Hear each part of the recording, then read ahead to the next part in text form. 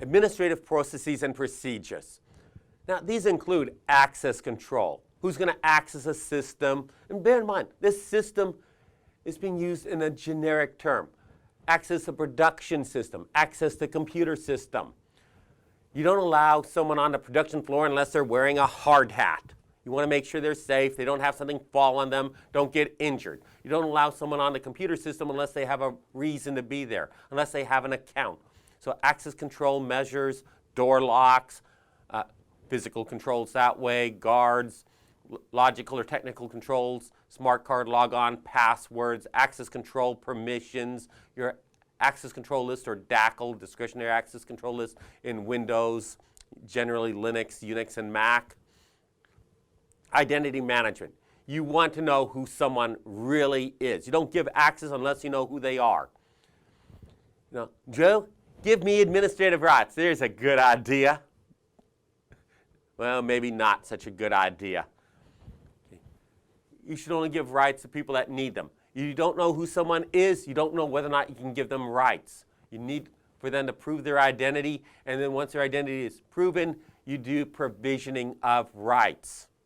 You can pass rights through from one system to another. We have things like a Kerberos login and then applications that are Kerberos enabled. They're Kerberized. It remembers you from your login, knows who you are, and allows or denies you access. Smart card login, and you get other applications that will see that login and use it and allow you access based upon who you've proven yourself to be. So provision resources to people only after they have proven who they are. Pass identity from one application to another. You access something, it figures out who you are, you prove who you are to it. Other systems don't need you to do this again. Kerberos, Sesame, these are single logon systems that should provide access to near everything you have permission for after your initial logon. Remote access. Once again, identity management becomes important. The remote access provides some different problems. How do you know that's really that user? Oh, they logged on with their username and password. Maybe they cached their password. Maybe the application, the VPN application, stores their password and they just hit OK and it remembered who they were and let them on. How do we know that's really them? How do we know that's really their system? How do we know it's really them calling in from home?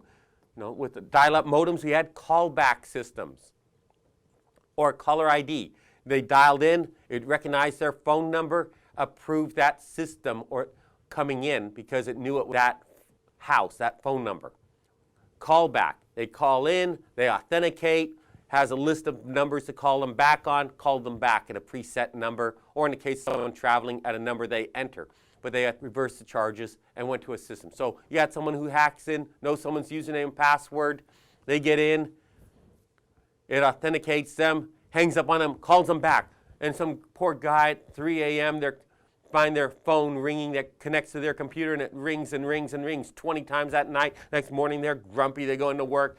Who's calling my phone number? And it goes, no, you tried to log in. Wasn't them. You figure it out.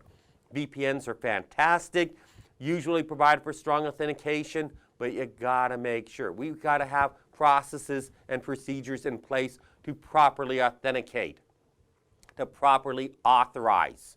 If we don't, we introduce many new dangers.